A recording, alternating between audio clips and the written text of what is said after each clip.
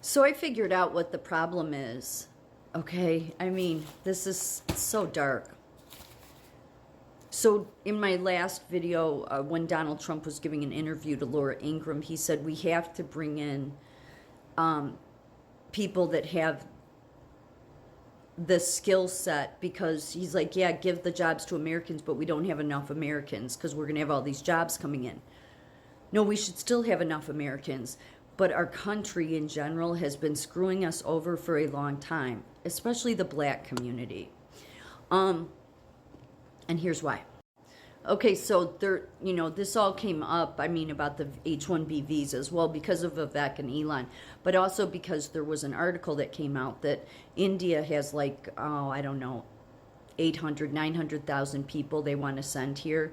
They're waiting for Donald Trump to get in so they can send them into Silicon Valley. We would have plenty of American workers to never need any other country, but our own country's been screwing us over for a long time. According to the data available, over 700,000 student immigrants came to the U.S. to study in 2022. Here are some details about the student immigrants. The total student immigrants in 2022, over 700,000 students immigrated. The top country of origin, India. Sent most of their students, followed by China, South Korea, Germany, and Mexico. So see, this is where people like to use this. This is why they love to use diversity. It's such a play on words, though. So before 1965, we only allowed immigrants to come from like Europe and people, basically countries that were Christian values. Now, you can call that racist all you want and say we're not being diverse. Well, how diverse? They want us to be so diverse that people that eat your pets can come in here. Okay?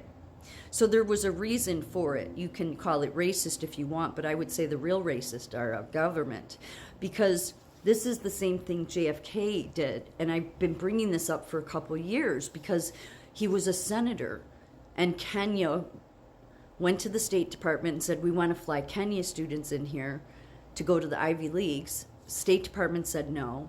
So they went to Kennedy, who was a senator at the time, and the Kennedy Foundation paid for the first 2 flights, okay, of Kenya students. And the black community was pissed off, rightfully so, because they're like, there's people in poor neighborhoods you could have helped, and you're helping people, from other countries. And it's nothing against people from Kenya. Like, don't get it screwed up here, because the government loves to play on that, okay? But it dawned on me because of this past year coming across mostly men that would say, look, I'm a black American. I was never born in Africa. I don't call, these were men that would get offended if you'd say African American. They're like, no, I'm a black American. But see, by Kennedy doing that, he tried to make himself look like he cared about the black community, but they weren't having it, because they're like, no, you should care about the black people in America. Sort of like the same thing Oprah did, when she, built her school. It's the American they hate. But they try to make themselves look like, oh, this is diverse. No, it's not. You're just screwing over people here in America that you could help. So Trump maybe should understand this a little better, don't you think? Trump should maybe realize that if all these seats in the universities weren't given to India students and every other country, then we'd have plenty of Americans that could fill these jobs. The U.S. has a strong legacy of welcoming immigrant and international students. First and second generation immigrant and international students make up 1 out of every 3 students enrolled in higher education in the U.S. Immigrant and international students help strengthen America's education. Oh, please stop it. That's what they always love to say. It's about being diverse and cultural. No, this is about wanting to screw American citizens over. Black, white, brown, doesn't matter.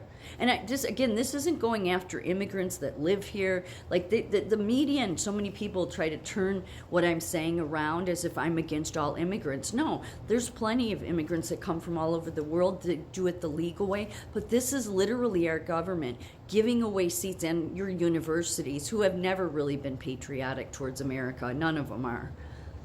And they would rather give those seats away. And then they want to claim, because Silicon Valley then wants to say, there's not enough American workers. How convenient that is for all of you. So Trump really should, like, get to the root of the problem. And as you can see here, yeah, it's not first generation immigrant students, undocumented students, and then the second generation. The universities, just like our government, caters to every other person in the world than Americans.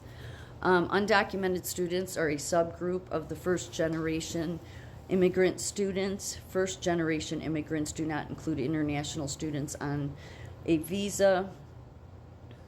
Like everything our government does and our institutions do is to hurt American citizens. It's so sick.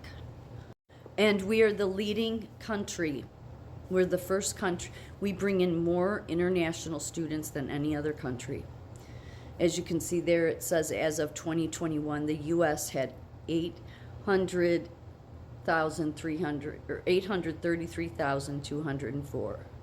So if those spots had been given to Americans, whether they whether they were immigrants and legalized here or whatever, I mean those, not bringing students in here but given to Americans, then those tech giants, they could give Americans those jobs, but they still wouldn't. I guarantee you they wouldn't. They want the cheaper labor. Before 1965, U.S. immigration law favored immigrants from Northern and Western Europe and mostly barred immigration from Asia. So this is where they like to claim, oh, America's racist. They didn't let... No, there's a reason for that. It's because of the Christian values. Didn't mean those other countries couldn't legalize here. Well, I guess maybe it did. But I think there was a reason for that. Do you get what I'm saying? Like from Europe, it's important to have the same values. I'm not saying all the time, but you certainly don't want, anybody and everybody coming in that's going to eat your pets. Look how that's turned out. So that makes sense. And again, if our country focused on the Americans here, they wouldn't then get to say, oh, look, we love the black community. We brought in all these black students from Kenya or Africa or wherever, and nothing against them. I'm just saying they're being used while they screw over black Americans. And again, if you're somebody from Kenya or Africa, this isn't at you and you live here legally or whatever. My point is that our government has literally at every level just tries to screw over American citizens. As it goes on to say, the 1965 Immigration and Nationality Act opened up immigration from Asia and Latin America. The Immigration Act of 1990 further increased legal immigration and allowed immigrants from more countries to enter the U.S. legally. Since 1965, about 72 million immigrants have come to the United States from different and more countries than their predecessors. And it gets even worse. In addition, about 500,000 immigrants arrived in the U.S. by the end of 2023 under programs created for Ukrainians, U4U, or Uniting for Ukraine, and people from Cuba, Haiti, Nicaragua, Venezuela. These immigrants mainly arrived too late to be counted in the 2022 estimates, but may be included in future estimates. So everybody from your state politicians to your federal, to your universities, to Silicon Valley, it all goes back to they hate Americans. And they use the excuse, well, we have to be diverse and cultural. Yeah, that works out really well then when, Haiti people who it's normal in their country to eat pets, you see it, down the road is eating your dog. Yeah, I mean, that's real diverse. No, that's crazy town, okay? But that's what our government is. So if those 700,000 students hadn't immigrated here, and it was Americans that got into all of those universities, then Silicon Valley would be forced to hire American citizens. Maybe that's what Donald Trump should address, instead of worrying about bringing all these people in that he says need to come in. Why don't you address the problem at the university level where it is, and at our racist government that loves to talk about diversity but really just hates Americans?